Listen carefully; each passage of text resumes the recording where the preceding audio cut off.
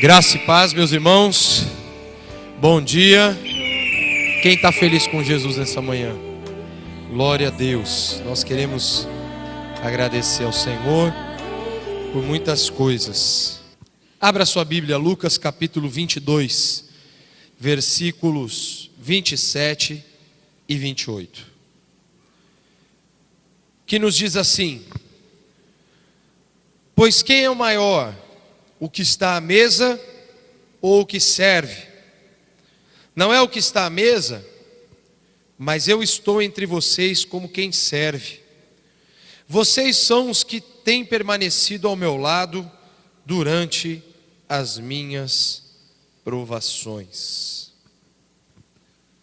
Jesus, num dos momentos de despedida já com os seus discípulos, porque essa era a última ceia, esse seria o último momento em que o Senhor estaria gastando tempo para ensinar algo extremamente importante para os seus discípulos.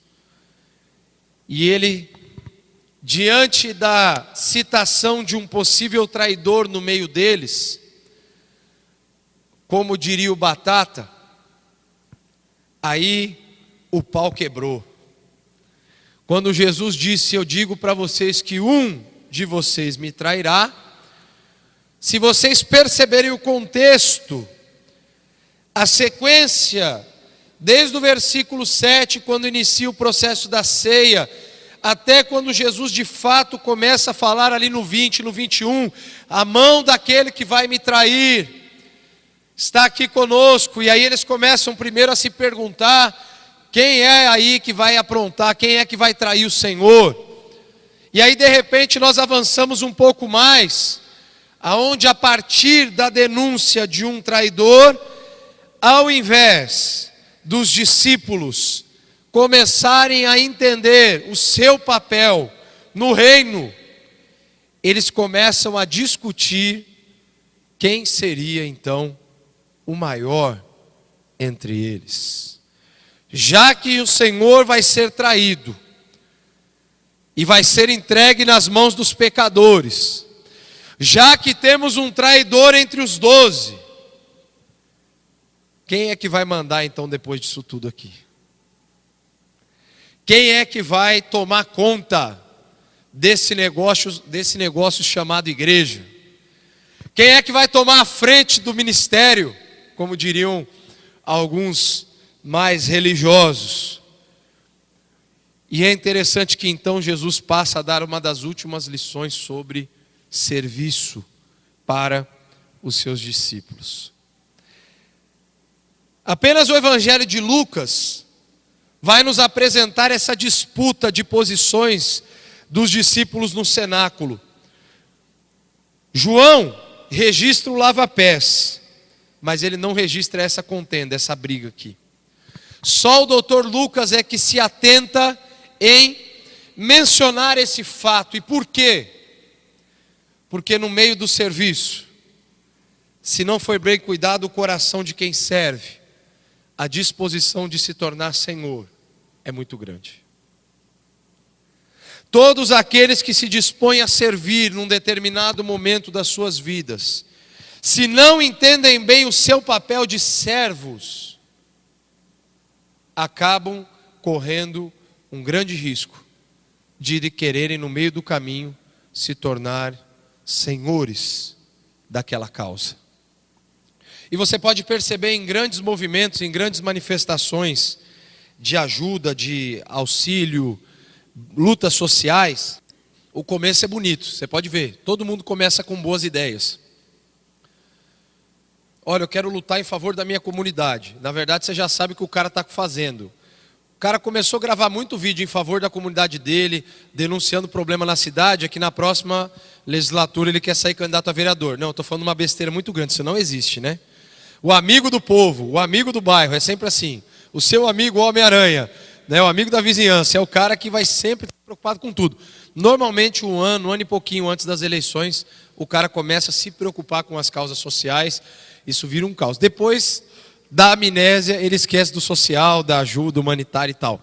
Mas a gente percebe, começa com boas intenções. Não, eu tenho uma ideia muito boa, eu quero defender isso, eu vou brigar por isso, nós temos que lutar por essa causa. E você fica empolgado com o discurso daquela pessoa.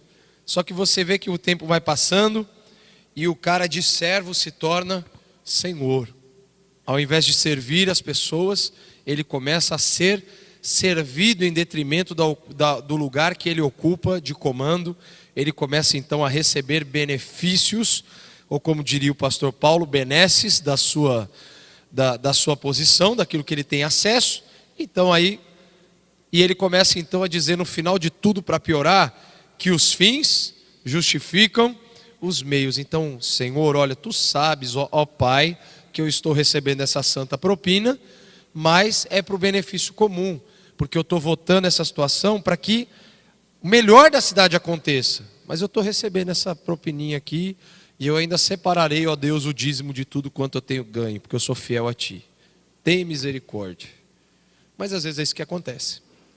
Boas ideias, bons ideais, melhores intenções do planeta, mas sempre travestidas de uma falsa modéstia e que levam aquele pseudo-servo a se tornar depois senhor da situação. E aí Jesus então está nesse contexto, ele está dizendo para os discípulos o seguinte: está tudo errado. Vocês estão discutindo para ver quem é o maior. Eu vou dizer para vocês que o maior está sentado à mesa. E o maior, amigos, e aí ele vai naquele momento para o Evangelho de João, estou fazendo aqui uma ponte, obviamente, histórica. Ele pega a toalha, a pastora Miriam falou um pouquinho sobre isso também na outra mensagem. Ele pega a toalha, a bacia, e o convidado de honra se torna o lavador de pés sujos dos seus discípulos. O maior exemplo então que Jesus nos dá é que esse conceito aplicado nos dias de hoje, que o mundo é dos fortes, o mundo é dos espertos, você só pode se sobressair se você passar por cima das pessoas. Pode ser até um jargão do mundo que funcione no mundo e que tem a sua importância no contexto do mundo, mas não tem absolutamente nada a ver com o reino de Deus. E o tema da mensagem é esse: o mundo é dos fortes, o reino dos que servem. E quando você fala de serviço, eu estou cansando de ver pastor se dizendo forte, pastores, líderes, se denominando pessoas poderosas, pessoas que fazem, que acontecem. E eu não consigo encontrar embasamento na palavra de Deus para esse tipo de postura. Porque o Deus Todo-Poderoso encarnado, Filho do Altíssimo, estava sentado à mesa e pega uma toalha e uma bacia e vai lavar os pés fedidos e de barro dos seus discípulos. Essa é a ideia ou a referência que nós temos de alguém que manda em tudo, governa sobre todos, criou todas as coisas e estava ali lavando pés sujos. Esse é o conceito de grandeza do reino. Então, enquanto uma sociedade corrompida diz que você precisa mentir, você precisa passar por cima do seu colega de trabalho, você precisa, porque o mundo é dos espertos, a palavra de Deus diz que os maiores são os que servem. Ah, pastor, mas se você estiver lá no meu trabalho, você vai ver que só ser bonzinho e servir não leva ninguém a lugar nenhum. E eu vou dizer para você que você está completamente equivocado no teu conceito. Pode até ser que o teu chefe ou o teu colega de trabalho não enxergue em você alguém que possa de fato fazer alguma coisa diferente. Eu contei no pequeno grupo esse testemunho, eu não sei se eu contei já para a igreja. Meu pastor que já faleceu, o pastor Silvio, trabalhava na Petrobras há muitas décadas atrás. Antes dele ir para o ministério pastoral, ele serviu como pastor por 25 anos, 26 anos. Então, quando ele estava no seminário, ele trabalhava na Petrobras. Ele trabalhava como comprador de um setor. Tinham mais 2, 3 acima dele. Ele era o primeirinho ali. E ele era descendente de japonês, então era Hirota, o sobrenome dele. Então o chefe dele falava: Hirota, vem fazer tal coisa para mim. E um dia, o Hirota era o chato. Então todo mundo era amigo do chefe e legal e fazia tudo que o chefe mandava. E o Hirota sempre dizia não. E um dia ele falou: Irota, fulano de tal vai me ligar daqui a pouco aí, você diga que eu não estou. Ele disse assim: não vou dizer que você não está, você está aqui na minha frente. Não, mas eu estou mandando. Ele falou: então o senhor me manda embora, porque eu não vou mentir para te agradar. Ah, é? É. Então vem já na minha sala. Aí todo o departamento ficou olhando pro Irota, o trouxa, não é? O mundo é dos espertos. Seja amigo do chefe. Você tem que ser malandro. Aí o chefe chamou ele e falou assim: Irota, faz anos que eu estou procurando alguém de confiança. Isso aqui é a chave do cofre. Como você não mente e você não faz o que todo mundo ali faz, aqui são os valores que a gente tem que pagar muitas vezes para os fornecedores e que ficam guardados aqui no cofre. Ficava muito dinheiro no cofre. Ele falou assim: eu estou confiando a chave do cofre para você, porque você não mente. E o cara estava procurando alguém que só falava a verdade. Ah, mas isso aí é história antiga, não é mais assim. É, pergunta para quem tem empresa, para quem tem indústria, se o cara está procurando um cara muito esperto ou se o cara está procurando alguém honesto. Vai procurar quem está dando emprego para alguém ou quem está buscando alguém no mercado de trabalho. Esperteza, meu irmão, diploma, você consegue em qualquer lugar. Honestidade, caráter, ou você tem dentro de você e postura, ou você não tem nada nessa vida. E isso que muitas vezes precisa ficar claro. Porque o mundo tem entrado tanto no coração do crente, que o crente está se comportando como mundano lá fora. Aí quando vem na igreja, a palavra dói, ela machuca. E ela não poderia estar machucando. Mas ela machuca porque o crente está se comportando como mundano lá fora. E a lógica do mundo não é a lógica do reino. São totalmente distantes uma da outra. A cultura do mundo é o forte prevalecer, e a cultura do Cristo é o servo resplandecer a glória do seu Senhor. Na cultura do mundo, quem aparece é o homem. Na cultura do Cristo, quem aparece é o próprio Deus, porque o homem se diminui. E que ele cresça e eu diminua. A grande questão que nós precisamos avaliar é qual é a postura que nós queremos adotar para a nossa vida. E é triste nós vermos Jesus tão perto da cruz, naquela discussão, e os seus discípulos tão longe da essência.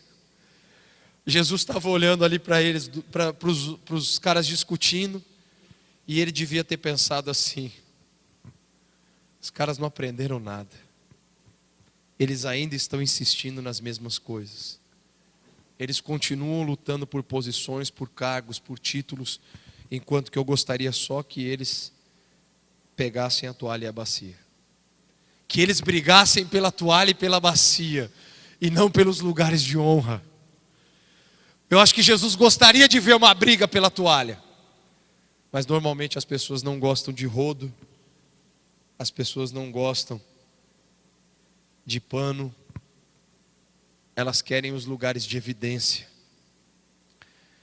E eu digo para os novos membros que chegam para a igreja, que fazem a classe de membros: se você não está disposto a pegar um rodo e puxar junto comigo, então você não tem condição de fazer absolutamente nada também dentro da casa de Deus. Se você acha que isso aqui é importante, falar se resume em 30 ou 40 minutos de um domingo. Viver se resume a 24 horas do seu dia.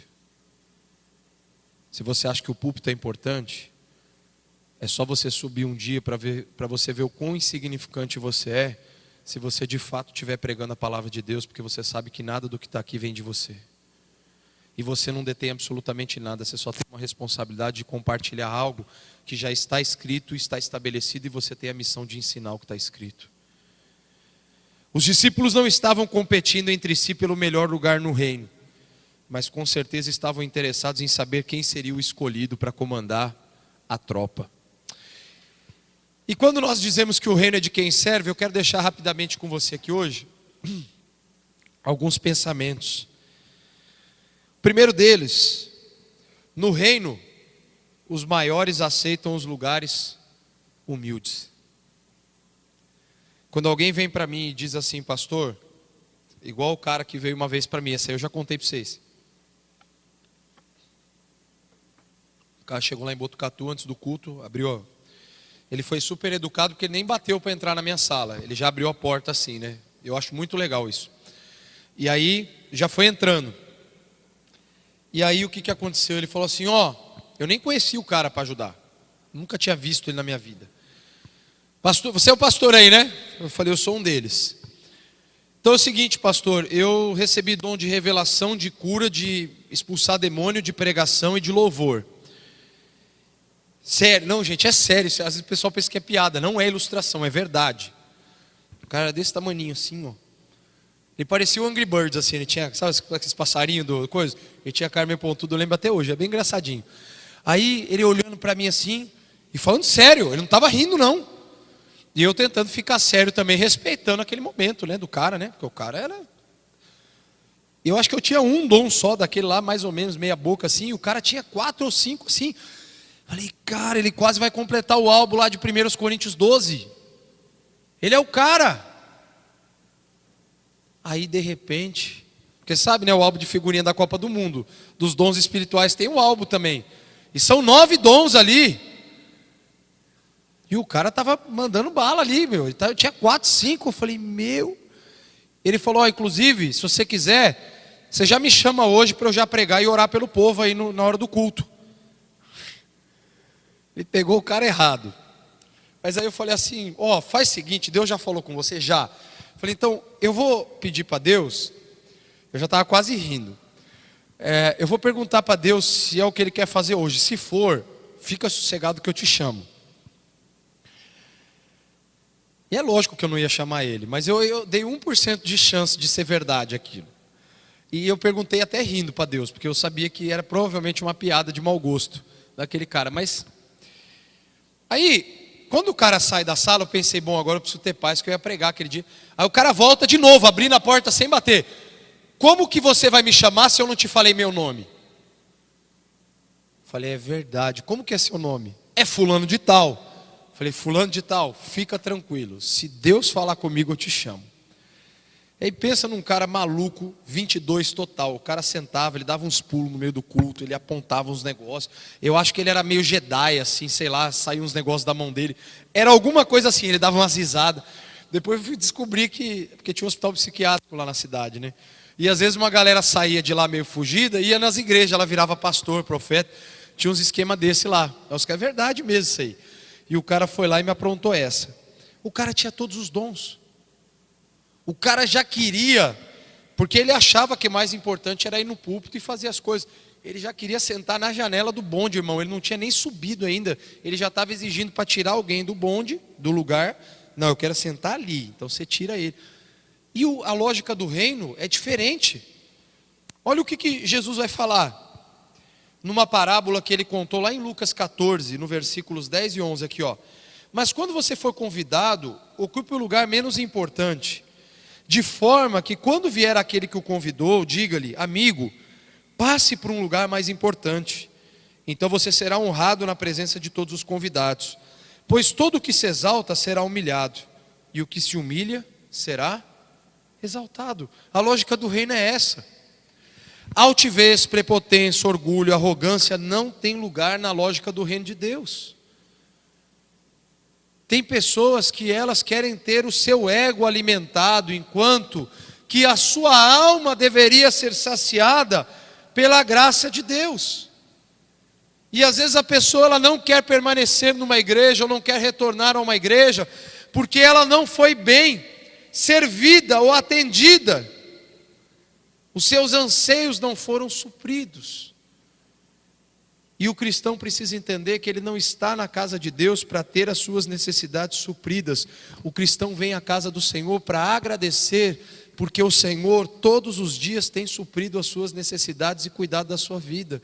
E o culto, o ambiente da igreja é um tempo de gratidão, e não só de ficar igual uma sanguessuga, me dá, me dá, me dá, Deus eu quero, mas eu estou ali para agradecer ao Senhor por tudo que Ele tem feito.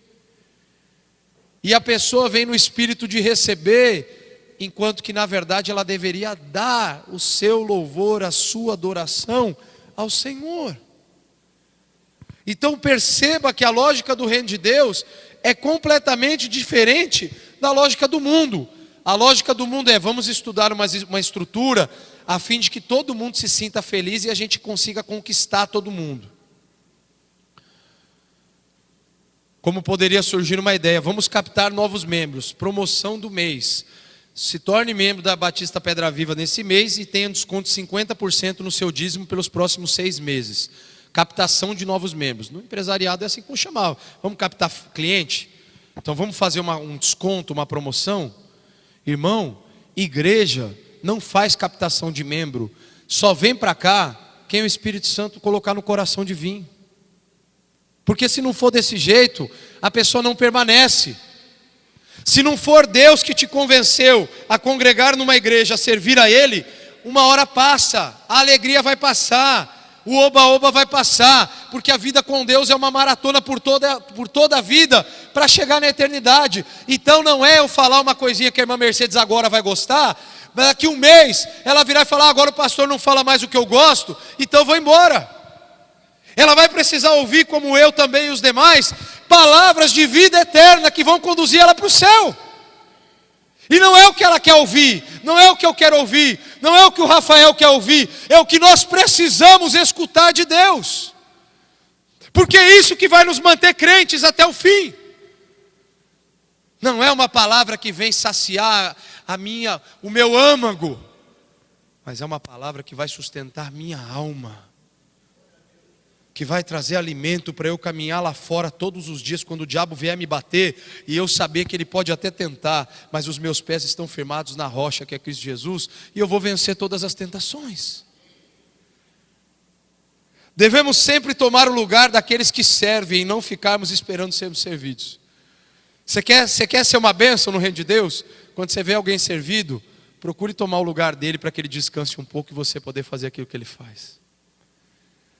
Segundo, no reino os convidados de honra se tornam garçons. A palavra servo nesse texto aqui é diáconos no grego. E a palavra diácono era efetivamente um servo. Alguém que servia as mesas, um garçom efetivamente. E no versículo 26 Jesus vai dizer o seguinte: mas vocês não serão assim. Pelo contrário, o maior entre vocês deverá ser como o mais jovem, aquele que governa como o garçom, o que serve. Sabe por que Jesus usou a expressão mais jovem? Porque naquela época, só os mais velhos tinham direito de falar qualquer coisa ou de receber qualquer coisa. Os mais jovens ficavam de boca fechada, porque na cultura, os mais jovens tinham que viver toda uma vida para adquirir experiência, sabedoria, a fim de então terem condições de falar algo a respeito de determinado assunto. Então essa era a cultura, e Jesus está dizendo o seguinte: vocês querem ser alguém? Sejam então como aqueles mais desprezados, os mais jovens, que não têm direito a falar. Vocês querem ser alguém? Então não sentem na mesa, peguem a bandeja e vão servir. Você quer ser relevante no mundo? Sirva. O serviço fiel num lugar humilde é em si mesmo uma verdadeira grandeza. Uma das coisas que eu acho mais legal é quando a gente se junta aqui na igreja para fazer qualquer coisa. Sabe por quê? Porque quando você está fazendo as coisas com as pessoas, você as conhece verdadeiramente, porque você convive com elas. Você ri com elas. Elas não estão te olhando numa posição em que ela precisa te dizer algo para você aconselhar ela. A maior parte das pessoas lidam com os pastores dessa forma. Ela sempre entende que a figura do pastor, eu só vou me dirigir a ele quando eu tiver algo para falar para ele, que eu preciso de uma orientação, de um conselho, de uma ajuda. E quando você está trabalhando ao lado de pessoas, ela consegue te ver como um ser humano comum. E isso é muito gostoso, porque você passa a desenvolver relacionamento real com alguém que te vê como um ser humano. E uma das maneiras que eu particularmente me utilizo para desenvolver relacionamento com os irmãos da igreja é servindo junto com eles. Pena que uma boa parte não percebe isso. Aí a pessoa quer me ter num momento especial, numa ocasião, num evento. Eu não estou dizendo que eu não possa ir ou qualquer outro, mas ali a gente não consegue fazer isso. Quer puxar um rodo junto, quer lavar uma cadeira, quer arrumar a sala das crianças, quer para poder olhar o Mateus hoje ali brincando ali, e eu saber que ali está em condições, porque algumas irmãs ontem vieram e deram um ralo bonito ali para aquela sala ficar decente, adequada, para um bebê poder estar sentado ali agora com tranquilidade. Eu costumo valorizar esse tipo de coisa. Porque para mim isso é o que nos torna de fato servos humanos. Eu não estou dizendo que quando você não faz nada, não tem valor o que você faz no seu dia a dia. Eu estou dizendo que um dos maiores problemas que as pessoas enfrentam na atualidade é o vazio, é a tristeza e a solidão. E a gente tem tantas oportunidades para estar junto como igreja, e a maior parte de nós, muitas vezes se evade, e não é porque a gente está trabalhando ou está fazendo de fato alguma coisa importante, é só porque a gente está dando um balão e a gente não quer fazer. E lá no fundo a gente está sozinho. Eu já conversei sobre esse assunto com mais de 10 pessoas esse ano, gente, que demonstram um sentimento de solidão, de vazio, ninguém à minha volta. Eu não faço. E você sugere, você já tentou se juntar com as pessoas? Você já tentou ir num pequeno grupo? Você já tentou servir? Você já tentou ajudar a gente quando precisa fazer tal coisa? Ah, não, eu não faço nada, porque as pessoas não me chamam para nada. Aí já me usaram assim no teatro, então vale. Se ofereça, cara pálida. Se ofereça. Para de ficar reclamando da vida e dos outros e se ofereça. Chega e pergunta: eu posso ser útil em alguma coisa? Eu posso fazer alguma coisa para ajudar? E sabe aquelas perguntas que a gente faz quando a gente tem vontade que a pessoa responda o contrário do que a gente está perguntando? Tem lá umas 2 vassouras ali e a pessoa pergunta assim: quer ajuda para varrer? Irmão, a pessoa está lá, a vassoura está lá, tem outra. Você acha que de fato ela não quer ajuda para varrer um lugar desse tamanho? Mas a gente pergunta para aplacar a nossa consciência muitas vezes. Quando a pessoa diz assim educadamente: não, fique em paz, irmão. A pessoa está assim: aleluia, glória a Deus. Senhor, eu fiz minha parte, tu viste, ó Pai, eu me ofereci. Está vendo como esse povo é orgulhoso? Não me chama. E você sabe lá no fundo que você está tentando se enganar você mesmo. Porque você poderia de fato estar fazendo alguma coisa. E eu não estou falando apenas de uma limpeza, eu estou falando de qualquer coisa da sua vida. A limpeza foi o exemplo. Eu estou falando do fato de você pegar uma pessoa muitas vezes que está debilitada e ajudar ela a levá-la no hospital, numa consulta. De você ir à consulta com uma pessoa de mais idade, porque talvez ela já não está conseguindo mais entender direito o que o médico está falando. E você se oferecer para ir junto. A você ver que tem alguém que não está indo bem na escola, e essa é a sua área de atuação, e você tem experiência, e você oferecer ajuda para tentar tirar a dúvida dessa pessoa. Eu estou falando de você ser relevante no reino de Deus, porque tem gente que pensa que ser relevante é só pegar uma vassoura. A vassoura é uma das coisas. Você pode ser relevante no seu trabalho, quando você está vendo um colega de trabalho para ser mandado embora, porque ele não está tendo o desempenho que a empresa quer, e você sabe que você pode ajudar ele a desenvolver esse desempenho. Você está servindo e manifestando o reino de Deus com essa pessoa. Só que é tão difícil, porque às vezes a gente só está preocupado com o nosso lado. A gente não quer ver o outro crescer. Pastor, mas e se ele crescer e a promoção for dele? Se a promoção for dele é porque Deus não queria que você fosse promovido. E se enquanto você não parar para entender isso, você vai sempre ficar no e se, perguntando para Deus: Senhor, por que isso não acontece comigo? Por que eu não cresço? E talvez você não está crescendo porque você nem começou a diminuir ainda. Porque na verdade os grandes só percebem o seu crescimento a partir do momento que eles entenderam o seu processo de diminuição. De servolução, daquele que quanto mais prostrado diante de Deus, é aquele que está mais apto e em condições para desenvolver qualquer coisa na vida. Em último, no reino, os fiéis receberão as maiores recompensas. Se existe uma vantagem em você ser servo nessa vida,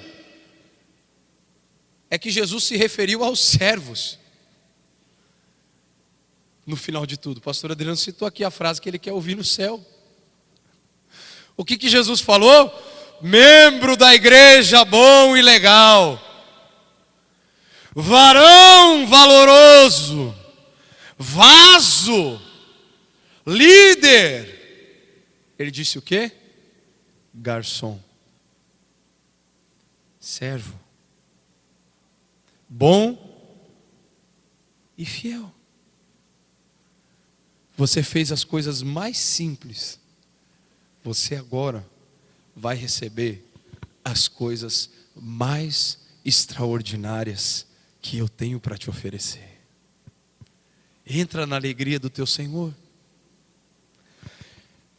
Versículo 29 e 30, lá de Lucas 22, vai dizer assim: eu lhes designo um reino, assim como meu Pai o designou a mim, para que vocês possam comer e beber à minha mesa no meu reino, e sentar-se em tronos, julgando as 12 tribos de Israel. Jesus estava fazendo a última ceia, querendo mostrar para os discípulos, que na verdade, o grande banquete ainda iria acontecer. E ele estava dizendo: vocês estão brigando para ver quem vai mandar aqui. Eu estou preparando para vocês lugar na cruz, para vocês sentarem na minha mesa, no céu. Enquanto vocês estão gastando o tempo de vocês para ver quem é maior aqui, eu vou dizer para vocês quem é o maior.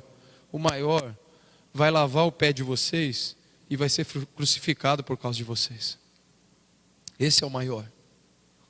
O maior está dando a vida em resgate de vocês. O maior está oferecendo o seu próprio coração em favor de vocês. É isso que o maior está fazendo. Está chegando ao ponto de humilhação e de serviço pleno. Foi o que Jesus fez. E você sabe qual é a maior prova de que Jesus foi o servo dos servos? Foi a maior referência em serviço que nós podemos ter na palavra de Deus? Porque o apóstolo João vai relatar no seu evangelho que Jesus foi obediente até a morte e morte de cruz. E mais importante ainda do que essa expressão é uma outra que diz que ele nos amou até o fim. Até a última gota de sangue dele, ele nos amou ali naquela cruz. Esse era o servo bom e fiel. Fiel ao seu Pai, fiel ao propósito que ele havia vindo nessa terra, nesse mundo para cumprir. Jesus disse: eu estou dando um exemplo para vocês. Hoje vocês estão brigando para ver quem fica nessa mesa. A briga de vocês deveria ser o seguinte: Senhor, nos dá condições para que a gente possa verdadeiramente sentar na tua mesa, no grande banquete celestial, na Nova Jerusalém. Senhor, nos dá os caminhos para que a gente possa te servir por toda a vida, para que a gente possa ouvir dos teus lábios: servo bom e fiel, senta na minha mesa, você é o meu convidado de honra. Paulo vai dizer lá em 2 Coríntios 5,10 que todos nós devemos comparecer perante o tribunal de Cristo, para que cada um receba de acordo com as obras praticadas por meio do corpo, quer sejam boas, quer sejam más. O tribunal de Cristo, em 2 Coríntios 5,10, não é o trono branco, não é o juízo final. O salvo não passa pelo juízo final, porque a Bíblia diz que está no juízo final, lá em Apocalipse, os nomes daqueles que não estavam escritos no livro da vida. O tribunal de Cristo é o tribunal da igreja. É quando ele vai olhar para mim e para você e vai falar assim: João, Maria, José, Joana, está aqui a tua vida e tudo que eu dei condições para você fazer para mim. Vamos ver de fato o que você fez. Você podia andar 10 mil quilômetros. Vamos ver quantos quilômetros você percorreu de fato. Você podia ter feito para mim isso, isso, isso e isso. Você podia ter pregado o meu evangelho para não sei quantas mil pessoas. Vamos ver para quantas de fato você pregou o meu evangelho? Esse é o tribunal de Cristo. Não é para dizer agora você vai para o inferno, mas é para dizer assim: olha, você podia ter feito muito mais. A minha graça está te salvando, mas você poderia ter recebido muito mais recompensas. Porque esse tribunal é de galardoamento, ou seja, é um tribunal de recompensa. É um tribunal onde a igreja de Jesus vai receber a sua devida recompensa pela sua vida de serviço ao Senhor no reino de Deus. Quem serviu a Jesus mesmo diante das aflições e adversidades em sua vida, certamente desfrutará das ricas bênçãos do Senhor e receberá a grande recompensa do galardoador da igreja. E eu termino com uma pergunta para você e para mim nessa manhã. Você se considera forte ou servo. As duas coisas não dá para você se sentir ao mesmo tempo. Eu gostaria que você fechasse os seus olhos.